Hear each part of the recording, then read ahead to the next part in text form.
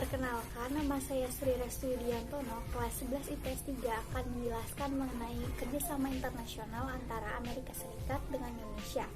Lalu, bagaimana sih sejarah kerjasama internasional antara Amerika Serikat dengan Indonesia?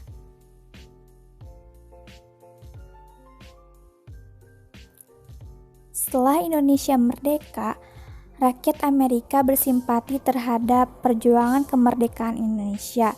Pada tahun 1946, sebanyak 217 awak kapal milik Indonesia ditahan di Texas karena menolak melayani sebagai awak sebuah kapal Inggris Belanda yang bernama Martin Berman yang memuat senjata dan amunisi.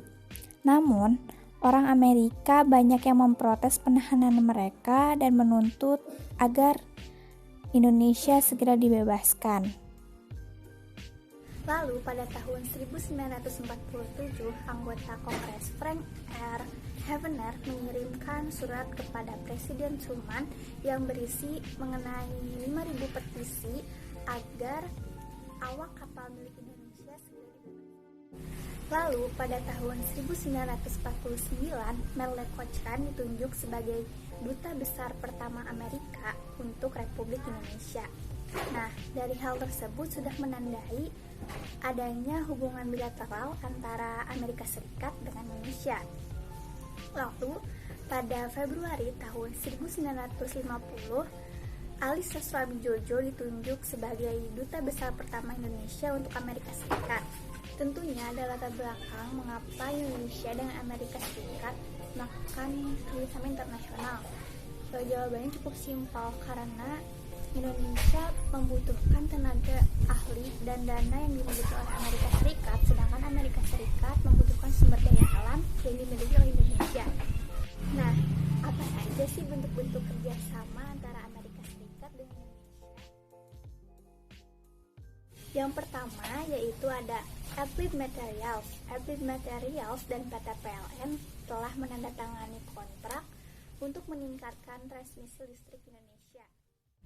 Yang kedua ada ExxonMobil. Nah, ExxonMobil tersebut telah menandatangani kontrak untuk memasok gas cair alam sebanyak 1 juta ton per tahun kepada Pertamina selama 20 tahun.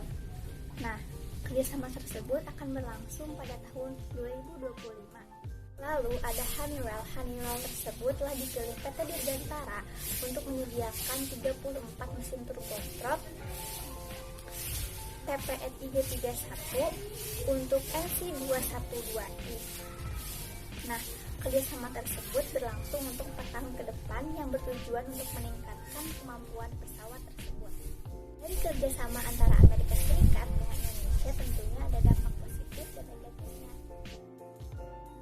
Dampak positif yang pertama yaitu meningkatnya pendapatan negara dari ekspor.